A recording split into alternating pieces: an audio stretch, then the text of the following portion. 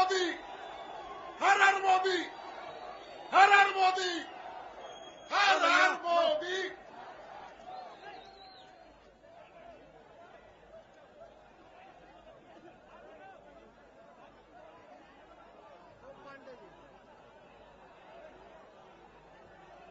भारत माता की।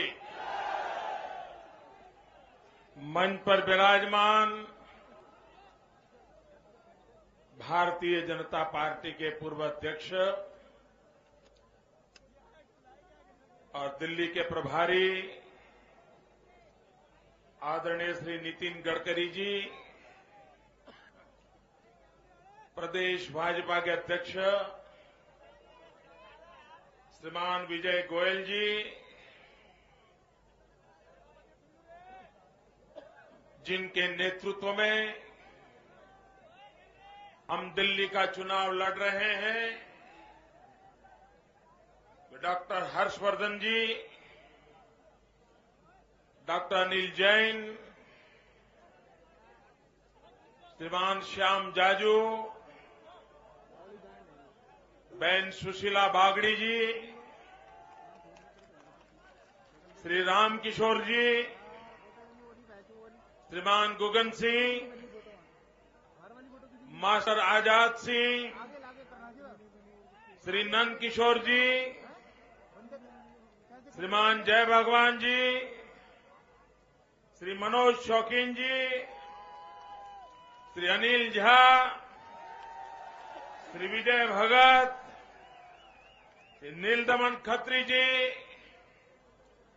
मंच पर विराजमान सभी वरिष्ठ नेतागण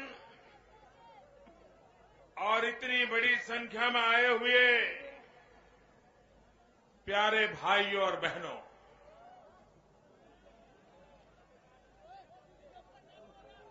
किसी भी परिवार में अगर एकाध बच्चे को पोलियो हो जाए तो वो पोलियो सिर्फ एक बच्चे को नहीं होता है, सिर्फ शरीर के एक अंग को नहीं होता है, एक प्रकार से परिवार के सारे सपनों को लकवा मार जाता है। पूरा परिवार तबाह हो जाता है, सारी पूंजी उस बच्चे की जिंदगी के पीछे लग जाती है। भाइयों बहनों, पोलियो के कारण जिस घर में पोलियो वाला बच्चा होता है, उन्हें पता होता है कि पूरे परिवार के लिए वो पीड़ा कितनी भयानक होती है।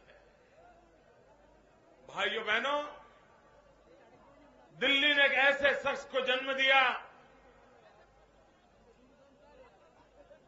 डॉक्टर हर्षवर्धन पढ़ाई करके अच्छी खासी कमाई कर सकते थे। डॉक्टरी का पेशा दिल्ली में बहुत तगड़ा चल सकता था, लेकिन उन्हें उसमें रुचि नहीं थी। उन्हें रुचि थी गरीब का भला करने की, परिवार के दुखों को दूर करने की, और उन्होंने बीड़ा उठाया दिल्ली को पोलियो से मुक्त करना। भाइयों बहनों, उस समय तो उनका कार्यक्षेत्र दिल्ली था, लेकिन अटल बिहारी वाजपेयी जी के आशीर्वाद मिले और आज हिंदुस्तान पोलियो से मुक्त हुआ। आज किसी परिवार में पोलियो की बीमारी के कारण कोई संकट नहीं आता है। भाइयों बहनों, जिस प्रकार से डॉक्टर हर्षवर्धन ने बच्चों को पोलियो से बचाया है, उसी प्रकार से दिल्ली की सरकार को भी पोलियो से मुक्त करना है और दिल्ली सरकार को पोलियो से मुक्त करने का काम डॉक्टर हर्षवर्धन जी कर सकते हैं। और भाइयों बहनों, अगर हिंदुस्तान की सरकार को भी लगे हुए पोलियो से मुक्त करना है तो कांग्रेस मुक्त भारत बनाना पड़ेगा। और अगर हम कांग्रेस मुक्त भारत बनाते हैं तो भाइयों बहनों, ये दिल्ली ऐसी बर्बाद नहीं हो सकती। आप बताइए भाइयों बहनों, आपको पीने का पानी का संकट है? पूरी ताकत से बताइए मुझे। पीने के पानी का संकट है? क्या दिल्ली सरकार को पीने का पानी पहुंचाना चाहिए? क्या आपको शुद्ध पीने का पानी मिलना चाहिए? क्या ये दिल्ली सरकार पीने का पानी ये हमारा हक है, क्या उसका कानून पास करके रुक जाएगी क्या? ये ऐसी दिल्ली में सरकार बैठी है कि भूख लगी है, हम कानून पास करते हैं। शुद्ध हवा चाहिए, हम कानून पास करते हैं। रोजी रोटी चाहिए, हम कानून पास करते हैं। भाइयों बहनों, आप देखिए, दिल्ली में कांग्रेस की सरकार,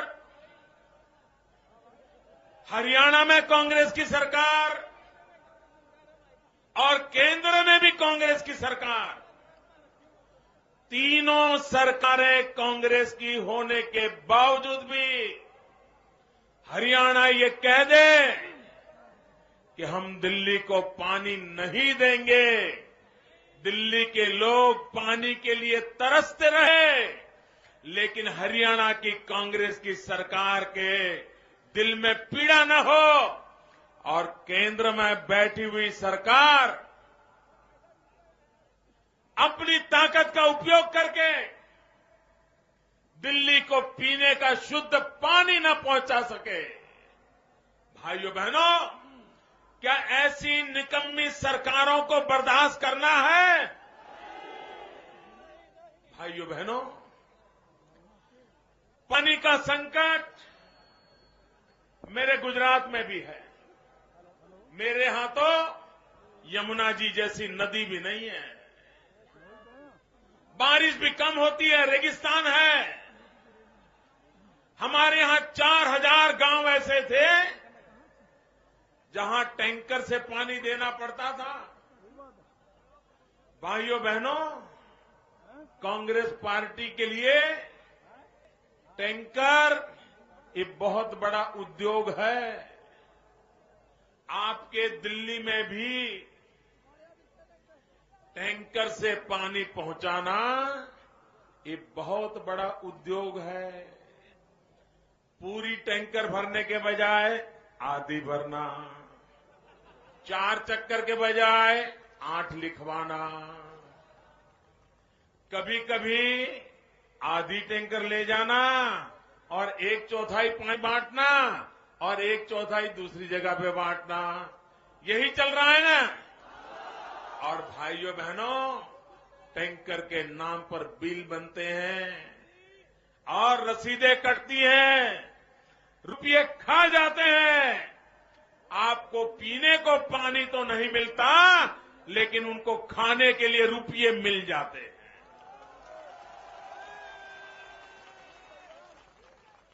ये उद्योग मेरे गुजरात में भी पुरजोश चलता था, क्योंकि कांग्रेस के ब्लड में है भाइयों। ये कांग्रेस, जैसे कुछ लोगों को कुछ चीजों की आदत होती है ना, छूटती नहीं है, वैसे कांग्रेस को भी भ्रष्टाचार की आदत हो गई है। वो उसके बिना रह ही नहीं सकते, जी नहीं सकते, उनको नींद नहीं आ सकती है।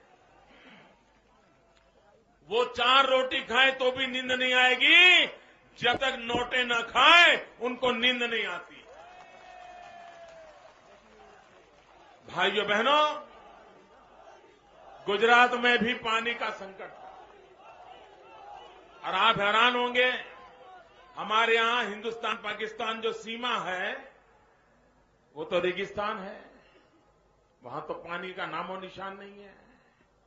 वहां पर बीएसएफ के जवान, सेना के जवान तैनात हैं। उनको पानी पहुंचाने के लिए 900 के करीब ऊंट लगे हुए थे, कैमल। ये ऊंट दूर दूर से पानी भर के रेगिस्तान में चल करके आकर के सुरक्षा बल के जवानों को पानी पहुंचाते थे। भाइयों बहनों, आजादी के 60 साल हो गए। भारत मां की रक्षा करने वाले नौजवानों को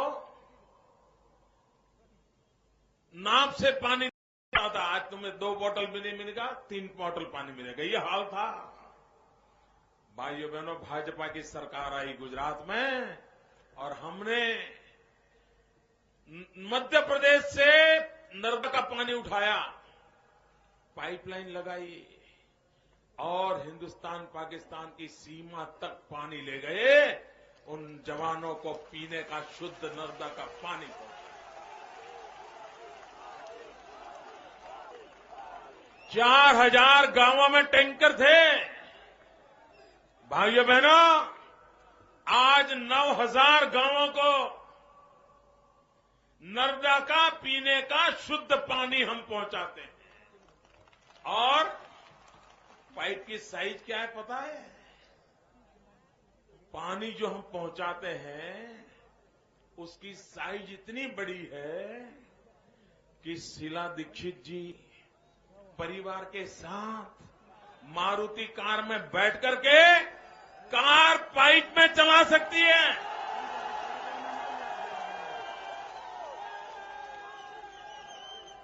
अगर जनता का भला करना हो,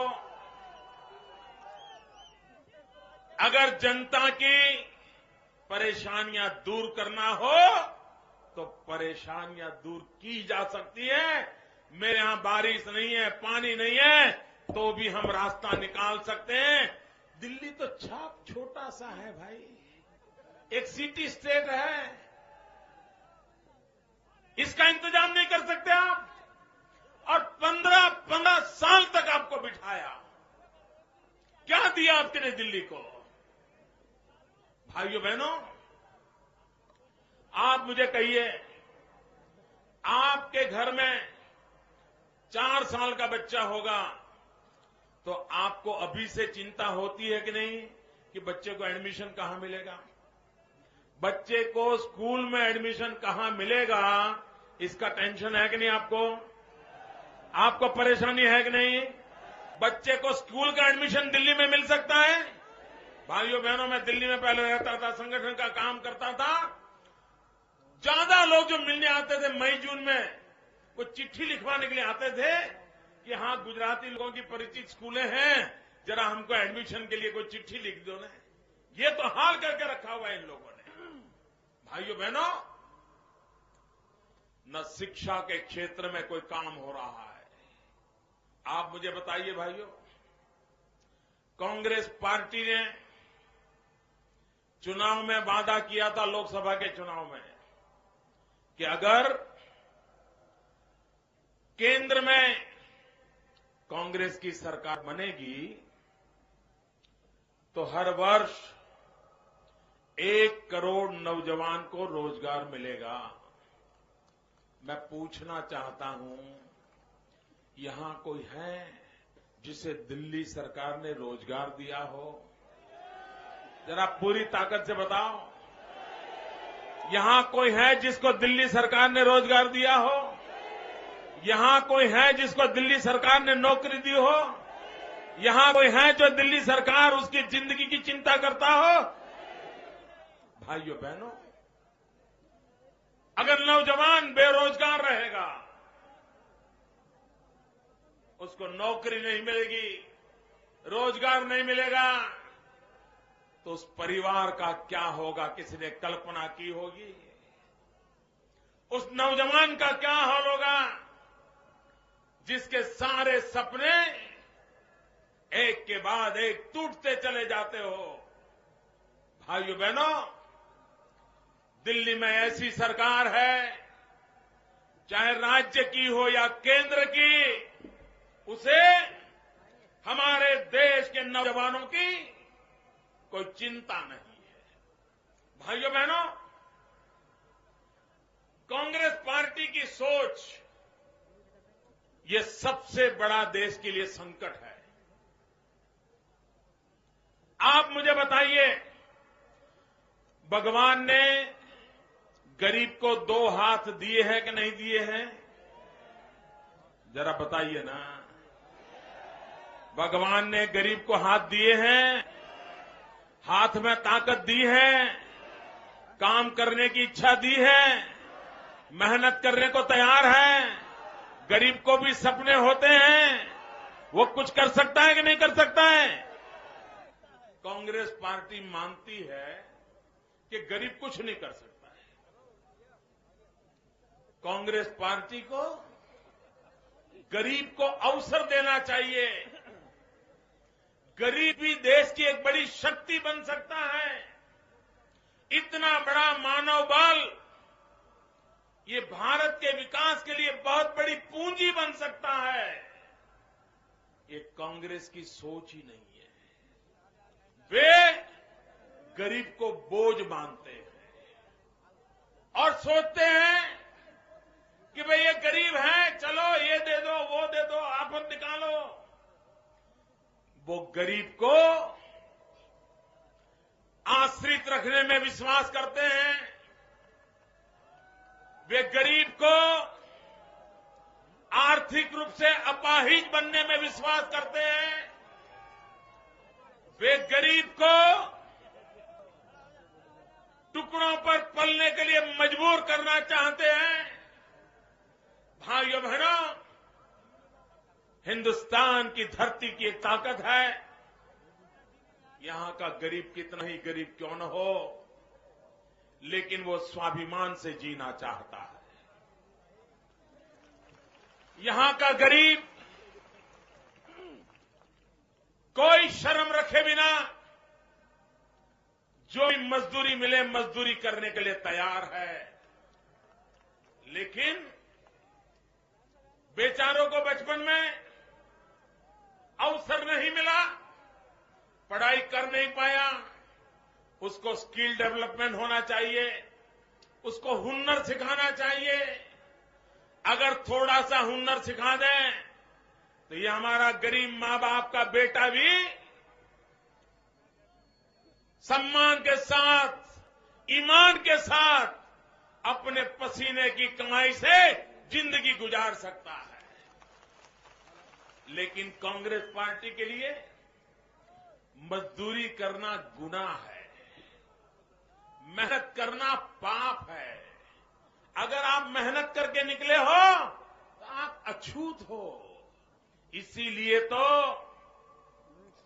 यूपीए के कांग्रेस के नेता, यूपीए के नेता भाषण करते हैं, क्या चाय बेचने वाला प्रधानमंत्री बन सकता है क्या?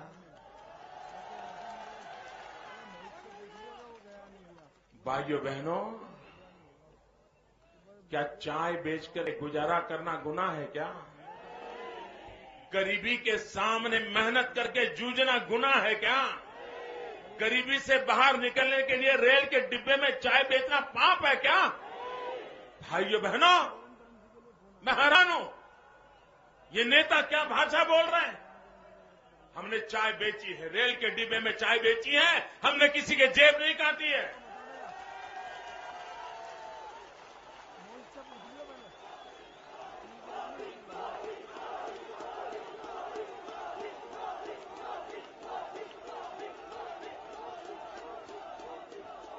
क्या गरीब की मां के पेट से पैदा होना गुनाह है? ये क्या भाषा बोली जा रही है देश में? और भाइयों बहनों, अगर बूट पॉलिश वाले को भी देश की जनता आशीर्वाद दे तो वो भी प्रधानमंत्री बन सकता है।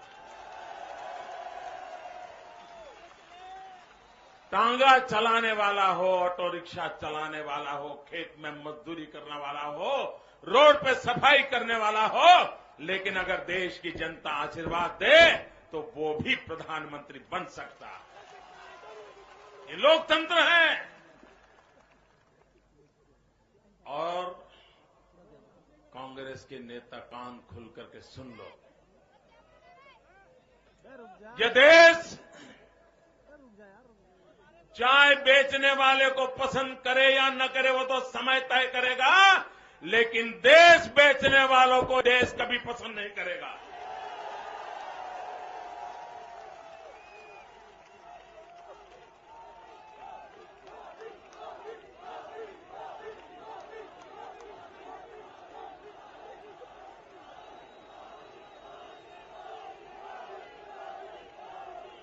भाइयों बहनों,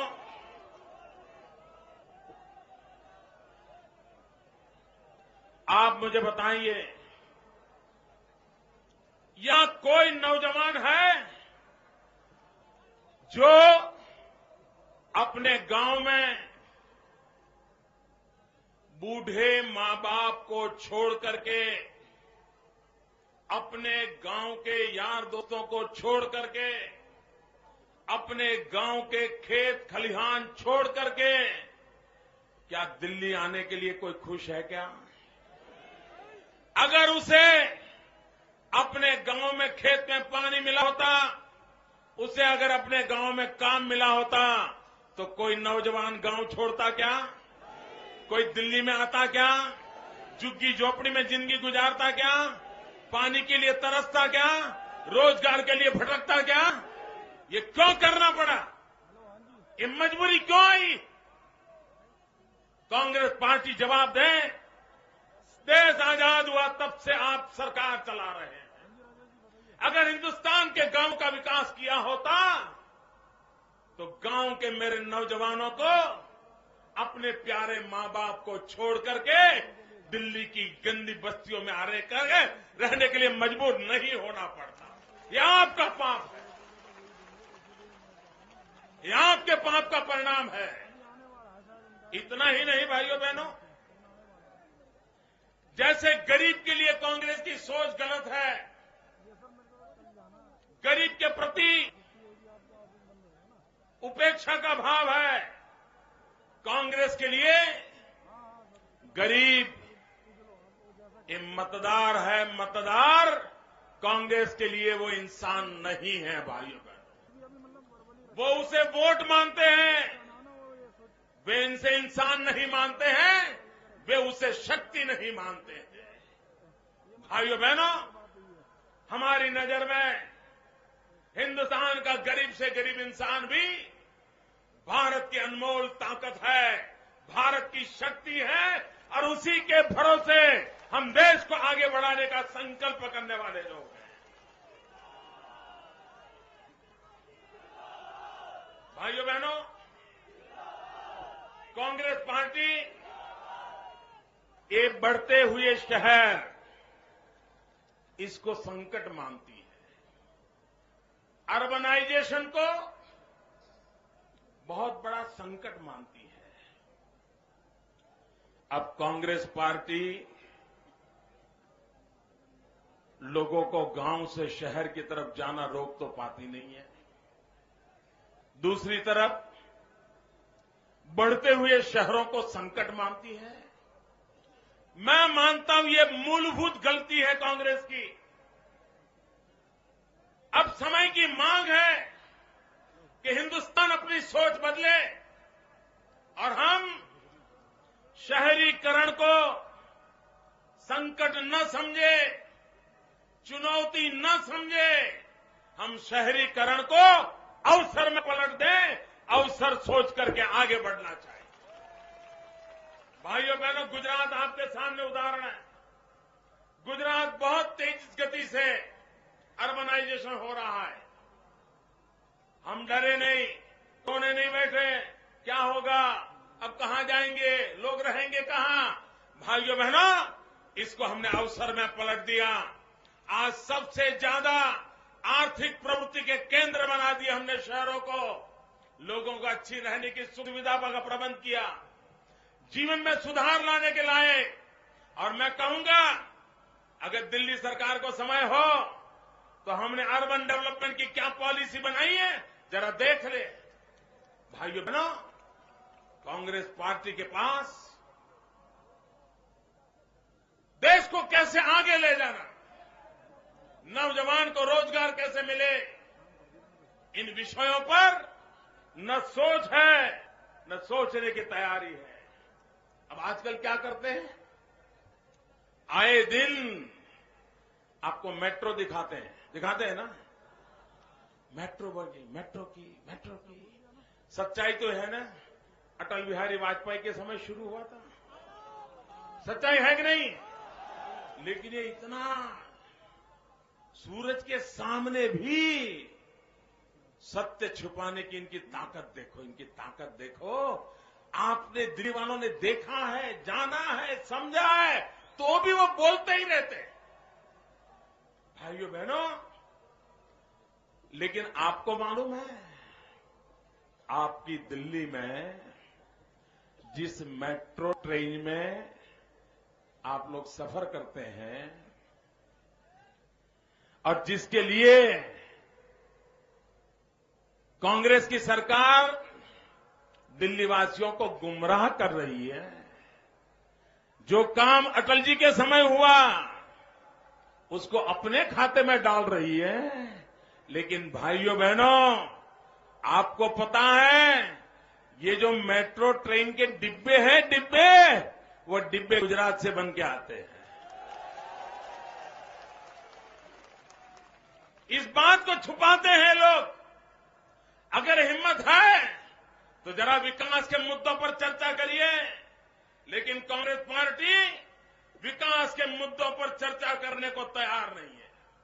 भाइयों बहनों, कांग्रेस ने दिल्ली का हाल ये किया है कि आपको शुद्ध पानी भी नहीं मिलता है, शुद्ध खाने का तो सवाल ही नहीं है। और भाइयों बहनों, आपको शुद्ध हवा भी नहीं मिलती, क्योंकि कांग्रेस की नीयत भी शुद्ध नहीं है। इसी का नतीजा है कि आपको कोई भी चीज शुद्ध प्राप्त नहीं होती है। और जब तक आप इन्हें नहीं मिटाओगे, भैया वो कैमरा वाला घूमता रहेगा, आपकी तस्वीर बैठे रहोगे तो भी छपेगी, चिंता मत करो। भाइयों बहनों, आज देश में सबसे बड़ी समस्या है महंगाई, सबसे बड़ी समस्या है भ्रष्टाचार, सबसे बड़ी समस्या है कुशासन, सबसे बड़ी समस्या है भाई भतीजावाद, वंशवाद। भाइयों बहनों, इन सब से हमें मुक्ति पानी होगी। ये कांग्रेस पार्टी ने 100 दिन में महंगाई दूर करने का वादा किया था, जरा जवाब दीजिए। 100 दिन में महंगाई दूर करने का वादा किया था, महंगाई गई?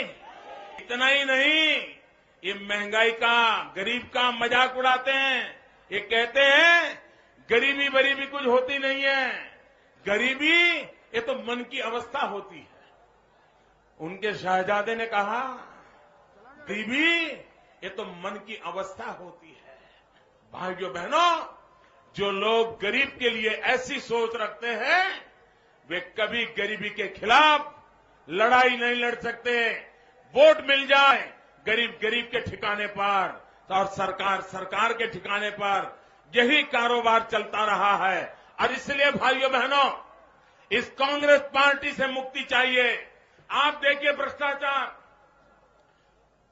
बहुत सालों के बाद, जयप्रकाश नारायण जी के जाने के बाद एक अन्ना हजारे जी का उदय हुआ और अन्ना हजारे जी ने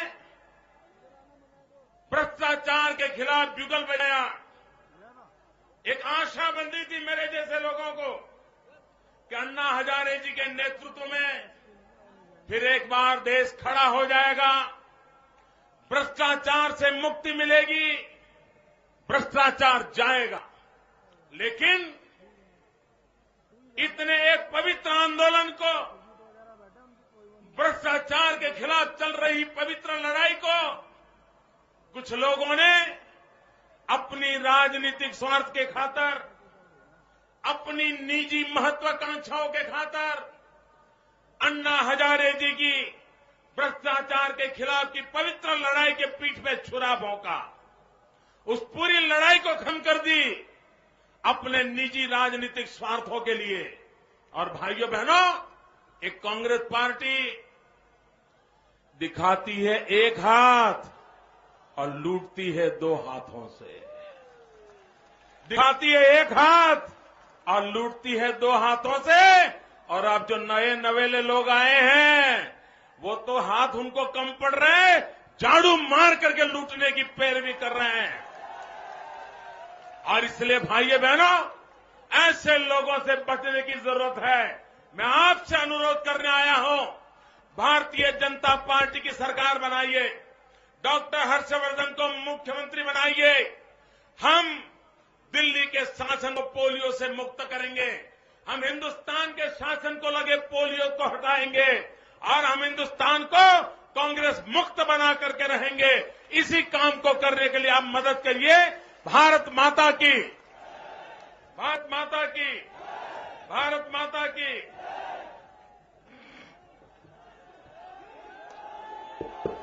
धन्यवाद मोदी जी, आपने जो संदेश दिया है, इस उत्तर पश्चिम लोकसभा के अंदर सारे के सारे हमारे उम्मीदवार